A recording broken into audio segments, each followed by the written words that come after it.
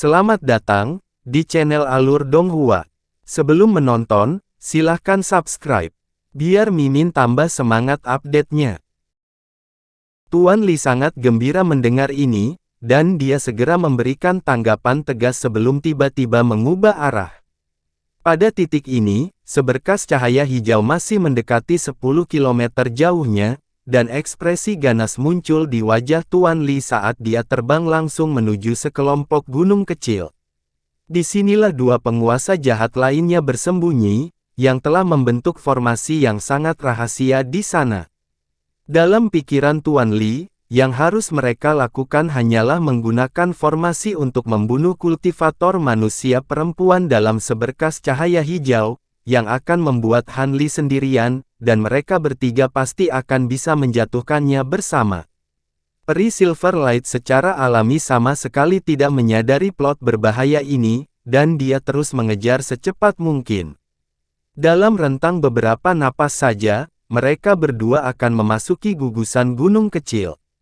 Namun, tepat ketika Tuan Li hendak terbang ke salah satu gunung, petir yang bergemuruh tiba-tiba meletus tepat di atasnya, diikuti oleh seekor burung raksasa bersayap 4 yang muncul di tengah kilatan petir perak. Burung itu kemudian mengepakkan sayapnya dan menghilang lagi sebagai busur petir. Detik berikutnya, Tuan Li mendengar guntur meletus tepat di atas kepalanya, diikuti oleh cakar besar datang menyapu dari atas dengan kecepatan yang sangat cepat sehingga tidak ada waktu baginya untuk mengambil tindakan mengelak. Dalam terkejutnya, dia hanya bisa mencurahkan lebih banyak energi ke dalam cahaya spiritual pelindung di sekitar tubuhnya, menyebabkannya membengkak secara drastis dan membentuk penghalang cahaya. Namun, penghalang cahaya tidak menghalangi cakar dan terkoyak dengan mudah. Tuan Li mengeluarkan tangisan yang mengerikan saat tubuhnya jatuh dari atas. Pada saat yang sama, dua geyser darah menyembur dari bahunya, yang jelas baru saja ditembus oleh cakar burung raksasa itu. Namun, bahkan setelah lengah dan menderita luka-luka ini, Tuan Li masih bisa membalas. Sepasang roda terbang jahat di bawahnya berubah menjadi sepasang bola api merah seukuran kepala yang meluncur langsung ke arah burung raksasa di atas.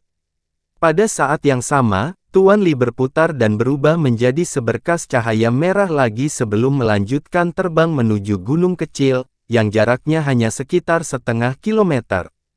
Selama dia bisa memasuki formasi iblis yang telah dibentuk dan bersatu dengan teman-temannya, dia tidak perlu lagi takut pada burung raksasa yang mengejarnya. Namun, burung raksasa bersayap 4 di atas hanya mendengus dingin saat melihat ini, dan lapisan cahaya 5 warna tiba-tiba meletus dari tubuhnya saat ia berubah menjadi merak 5 warna. Burung merak melebarkan sayapnya untuk melepaskan bola cahaya 5 warna, yang membentuk 5 lingkaran cahaya raksasa yang meluncur langsung ke arah bola api yang mendekat. Adapun merak 5 warna itu sendiri, ia mengepakkan sayapnya dan menghilang lagi sebagai bola cahaya 5 warna. Dua bola api merah menghantam lingkaran cahaya ini di tengah serangkaian ledakan, meleleh melalui 3 lingkaran cahaya pertama. Dua lingkaran cahaya terakhir kemudian menyapu untuk menjebak kedua bola api, lalu membentuk sepasang bola cahaya besar. Segera setelah itu, kedua bola cahaya itu meledak, dan hamparan luas cahaya 5 warna melonjak ke segala arah. Tuan Li tersapu oleh cahaya 5 warna ini, dan tubuhnya tiba-tiba terasa sangat lamban, dan kecepatannya berkurang secara signifikan. Tolong aku. Sebagai raja yang jahat, Tuan Li secara alami memiliki pengalaman pertempuran yang jauh lebih banyak daripada rata-rata kultivator, dan dia langsung tahu bahwa dia berada dalam situasi yang sangat berbahaya.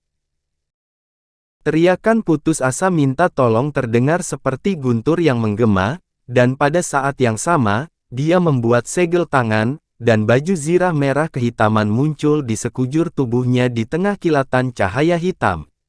Seluruh baju zirah ditutupi dengan rune perak yang rumit, jadi itu jelas bukan harta biasa.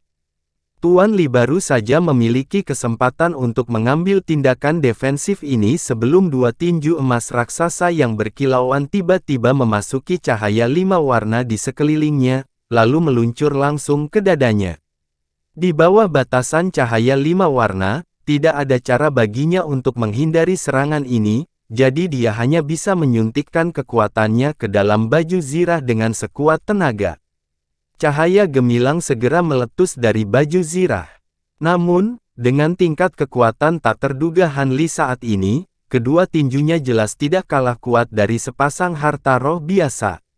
Suara kisi-kisi logam yang meringis pada logam terdengar, dan tinju emas pertama menghantam baju Zirah itu dengan kekuatan yang ganas. Gelombang kejut berkembang biak ke segala arah setelah tabrakan, tetapi baju Zirah iblis berhasil tetap utuh saat rune perak di permukaannya menyala dengan keras. Namun, tinju emas lainnya kemudian juga menyerang baju Zirah iblis, dan setelah menerima pukulan dahsyat seperti itu 2 kali berturut-turut, itu segera hancur di tengah ratapan kesedihan, memperlihatkan lapisan sisik hitam mengkilap. Tinju emas kemudian menabrak tubuh iblis Lord Li, dan dentuman tumpul terdengar seolah-olah tinju itu telah menabrak pohon mati. Cahaya keemasan dan hitam terjalin, dan tubuh Tuan Li hanya bergoyang sedikit sebelum kepalan tangan terhenti di jalurnya oleh lapisan sisik hitam. Senyum sinis muncul di wajah Lord Li setelah melihat ini, dan dia membuat gerakan meraih dengan keenam tangannya.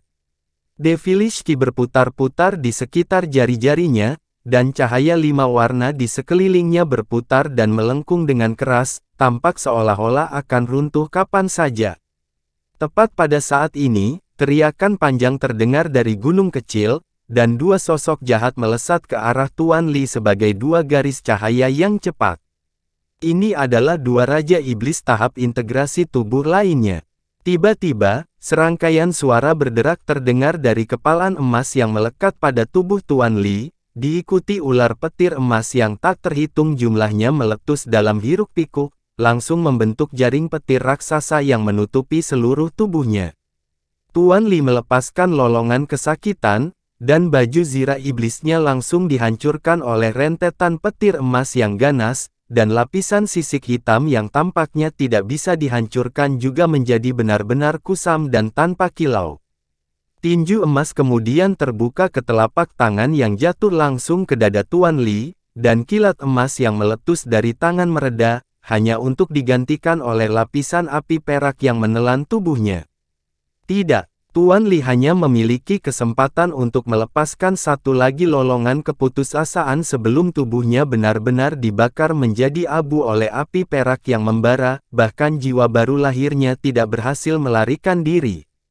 Baru pada saat itulah sosok humanoid emas muncul di dalam cahaya 5 warna, ini adalah Han Li, yang telah kembali ke wujud manusianya.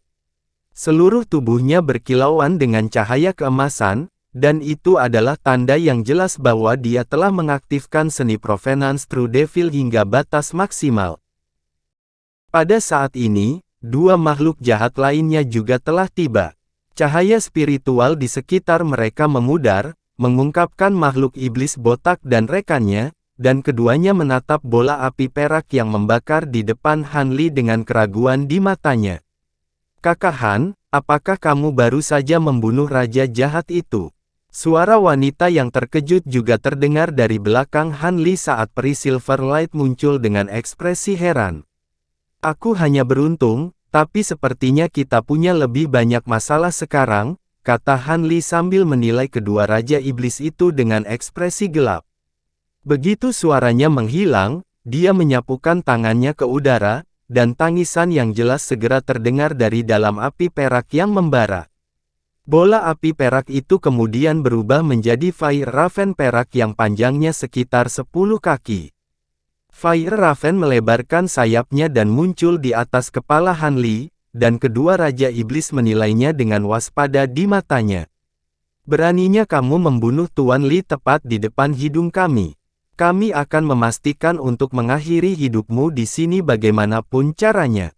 Makhluk jahat dengan pola biru di wajahnya berkata dengan suara dingin.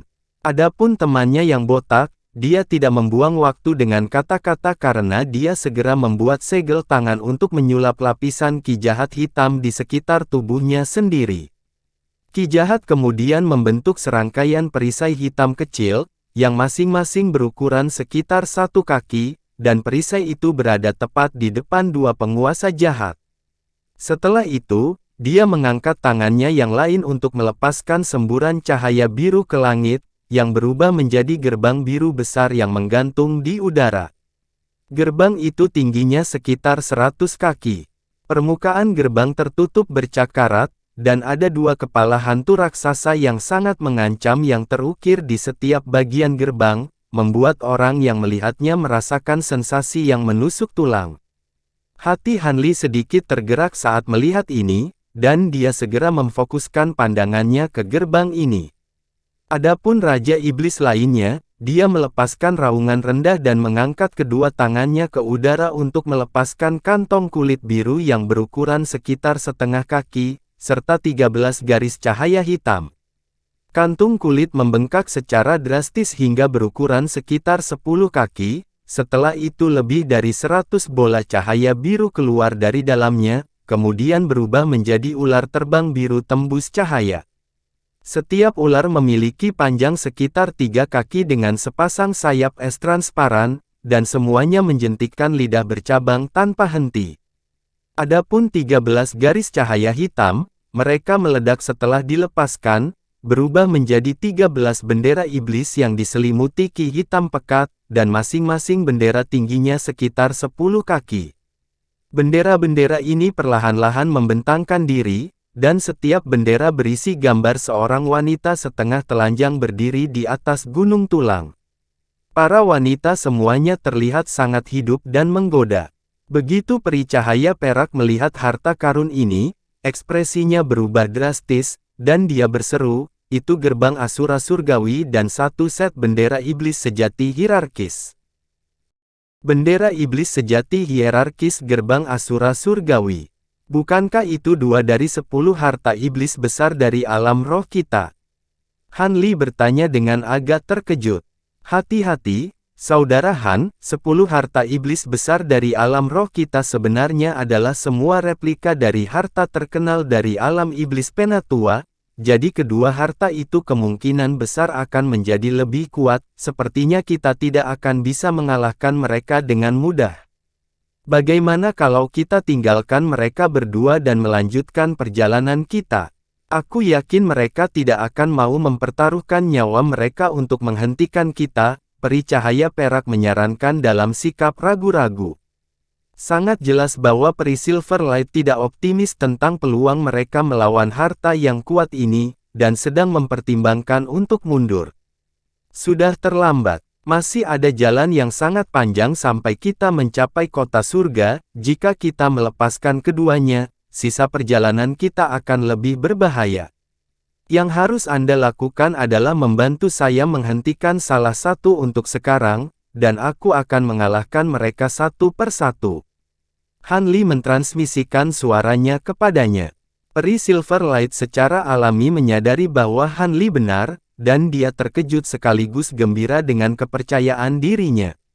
Karena itu, setelah beberapa saat merenung, dia mengangguk dan mentransmisikan suaranya sebagai jawaban. Melihat kamu yakin dengan kemampuanmu untuk mengurus keduanya, maka aku akan melakukan segala dayaku untuk membantumu. Aku akan memanggil harta karun yang kuat untuk menjebak salah satu, sisanya akan untukmu, Kakak Han. Setelah suaranya menghilang, peri cahaya perak membuat serangkaian segel tangan yang cepat, dan cahaya spiritual yang terang muncul dari topeng peraknya.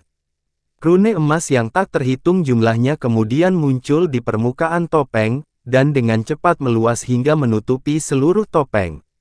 Dia kemudian mengeluarkan tangisan lembut, dan topeng perak itu sedikit melengkung sebelum meluncur dari wajahnya. Setelah itu membesar menjadi kepala seorang wanita cantik yang berukuran sekitar 10 kaki. Kepala itu berkilauan dengan cahaya perak dengan mata tertutup rapat, dan memiliki rambut emas panjang. Menyerang. Cahaya dingin melintas di mata Raja Iblis botak saat melihat ini, dan dia segera menggigit ujung lidahnya, lalu membuka mulutnya untuk mengeluarkan seteguk darah hitam, yang berubah menjadi awan kabut darah yang menyelimutinya. Setelah menyaksikan Hanli membongkar Lord Li, makhluk iblis botak itu telah mengesampingkan semua rasa puas diri, dan dia mengorbankan beberapa esensi darah dari awal untuk mengaktifkan harta kartu truf miliknya. Dalam sekejap gerbang biru raksasa diselimuti oleh kabut darah, mata dari dua kepala hantu raksasa yang terukir di permukaannya tiba-tiba berubah menjadi merah, dan membuka mulut untuk melahap kabut darah di udara. Gerbang besar berkarat itu kemudian menjadi merah terang seperti darah, dan bau darah kental yang luar biasa meresap ke udara. Kedua kepala hantu itu terangkat ke langit dan melolong serempak, lalu menerkam ke depan dengan keras, masing-masing memperlihatkan setengah tubuh hantu yang memanjang sampai ke pinggangnya. Setelah itu, kedua hantu yang mengancam itu masing-masing mengulurkan tangan yang tebal dan kuat dan meraih pengetuk hitam di setiap gerbang sebelum menarik dengan sekuat tenaga. Suara mendengung terdengar dari gerbang raksasa saat perlahan-lahan dibuka paksa, dan meskipun hanya sedikit celah yang muncul, sudah ada hembusan angin yin yang ganas meletus dari gerbang, di samping tangisan hantu dan lolongan yang menusuk tulang. Adapun raja jahat lainnya, dia juga langsung beraksi begitu rekannya meneriakkan kata, "Serang!" Dia dengan cepat membuat segel tangan, dan semua ular terbang tembus pandang di sekelilingnya langsung mulai mendesis serempak. Tatapan ganas muncul di matanya saat membuka mulut untuk mengeluarkan awan ki glasial biru, yang dengan cepat membanjiri seluruh tubuhnya. Dia kemudian membuat segel tangan lagi, dan semburan ki hitam mulai melonjak keluar dari 13 bendera iblis. Bendera iblis berputar di tempat sebelum berubah menjadi 13 kerangka, yang masing-masing tingginya kira-kira sama dengan manusia dewasa. Cahaya crimson menyeramkan melintas di mata mereka, dan saat memutar tubuhnya, gemuruh tawa wanita yang menyenangkan terdengar. Tawa itu sangat aneh, dan bahkan Han Li dilanda rasa pusing setelah mendengarnya. Namun, masih ada lagi yang akan datang. Tawa yang keluar dari 13 kerangka tiba-tiba berhenti, dan mereka terbang menuju makhluk jahat dengan pola biru di wajahnya secara serempak. Raja Iblis melepaskan tangisan rendah sebelum mengayunkan lengan baju ke udara, melepaskan 13 pil merah yang telah dia persiapkan sebelumnya. Pil ini seukuran telur, dan tampaknya sangat memikat kerangka karena mereka segera mengubah arah untuk mengejar pil. 13 pil dibagi secara merata di antara 13 kerangka, dan dimakan, semburan cahaya merah langsung meletus dari tubuh mereka. Kerangka kemudian mulai menari dengan gembira di dalam ki jahat, dan gelak tawa gembira terdengar sekali lagi. Segera setelah itu, 13 kerangka itu berputar, dan cahaya merah di sekitar mereka langsung membentuk darah dan daging di atas kerangka itu. Dan 13 wanita jahat setengah telanjang dan sangat menggoda telah muncul, dan semuanya sangat cantik dan memikat. Murid Han Li segera berkontraksi sedikit setelah melihat ini. "Pergi," perintah Raja Iblis saat dia membuat segel tangan, lalu mengarahkan jari ke arah Han Li. Ekspresi wajah ke-13 wanita penggoda itu langsung berubah saat dengan cepat menumbuhkan kuku tajam yang panjangnya beberapa inci, lalu menerkam ke arah Han Li dengan niat membunuh yang ganas. Ular terbang biru di udara juga mengepakkan sayapnya, dan ki glasial biru di area terdekat semuanya ditarik ke dalam tubuhnya, membuat berubah menjadi lebih dari 100 paku es raksasa, yang masing-masing panjangnya sekitar 10 kaki, lalu melesat ke udara seperti panah yang melaju kencang. Cahaya dingin melintas di mata Han Li, dan dia segera mengayunkan lengan bajunya ke udara untuk melepaskan 72 pedang emas kecil. Pedang-pedang ini kemudian langsung membengkak menjadi sekitar 3 kaki panjangnya masing-masing sebelum membelah menjadi ratusan proyeksi pedang. Proyeksi pedang sedikit bergetar sebelum meluncur di udara, berubah menjadi benang emas yang secara langsung menentang paku es yang mendekat. Sedangkan untuk Raven api perak, ia mengeluarkan teriakan keras sebelum melebarkan sayapnya dan berubah menjadi bola api raksasa, lalu melesat langsung ke arah 13 wanita jahat. Pada saat pertempuran Han Li melawan penguasa jahat ini dimulai, peri cahaya perak juga menggertakkan giginya dan menyerang ke arah gerbang hantu raksasa di depan, yang masih perlahan dibuka. Kepala wanita perak cantik di depannya secara bertahap membuka matanya, memperlihatkan sepasang mata emas. Pada saat yang sama, kepala perempuan itu juga membuka mulutnya untuk mengeluarkan segumpal benang tembus pandang. Utas itu benar-benar biasa-biasa saja ketika pertama kali muncul, tetapi setelah hanya satu kilatan, berubah menjadi jaring besar yang turun dari atas. Raja Iblis Botak saat ini memfokuskan seluruh kekuatannya untuk membuka gerbang raksasa itu, dan hatinya langsung tergerak saat melihat ini. Tangannya melesat seperti kilat untuk menunjuk ke perisai hitam kecil yang telah dia buat sebelumnya, dan perisai ini langsung membengkak menjadi proyeksi perisai transparan besar yang terhubung satu sama lain. Penghalang cahaya hitam semi bulat muncul di udara di atas Raja Iblis Botak. Peri cahaya perak tampaknya cukup gembira dengan pemandangan ini, dan dia segera menjatuhkan jaring raksasa dari atas, meliputi penghalang cahaya hitam, Raja Iblis Botak, dan gerbang hantu. Jaring benang kemudian kabur dan berubah menjadi penghalang cahaya padat yang menjebak segala sesuatu di bawahnya, dan pada saat yang sama, peri cahaya perak mengarahkan jari ke kepala wanita yang melayang di depannya. Cahaya keemasan melintas di mata kepala perak itu, dan cahaya menyilaukan yang terang muncul dari rune emas di wajahnya. Rune ini kemudian ditembakkan satu demi satu sebelum terbang ke penghalang cahaya sebagai bintik cahaya keemasan, di mana serangkaian pola emas yang dalam segera muncul di permukaan penghalang. Cahaya keemasan melintas tak menentu dari penghalang cahaya, dan pola emas di permukaannya dengan cepat menggeliat dan berubah, mewujudkan formasi emas raksasa yang berkilauan dalam rentang waktu hanya beberapa tarikan napas. Baru saat itulah peri Silverlight menghela nafas lega, dan senyum tipis muncul di wajahnya. Ekspresi Raja Iblis Botak sedikit berubah setelah melihat ini. Dia menyuntikkan kekuatan sihir ke gerbang hantu raksasa sebagai senyum sinis muncul di wajahnya. Gerbang hantu merah akhirnya terbuka di tengah ledakan yang bergemuruh, dan dua hantu jahat yang mencongkel gerbang terbuka segera melepaskan teriakan kegembiraan.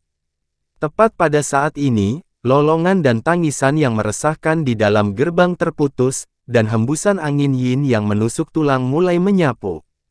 Namun, situasi ini hanya berlangsung sesaat sebelum sosok yang tidak jelas muncul dari dalam angin yin, lalu keluar dari gerbang.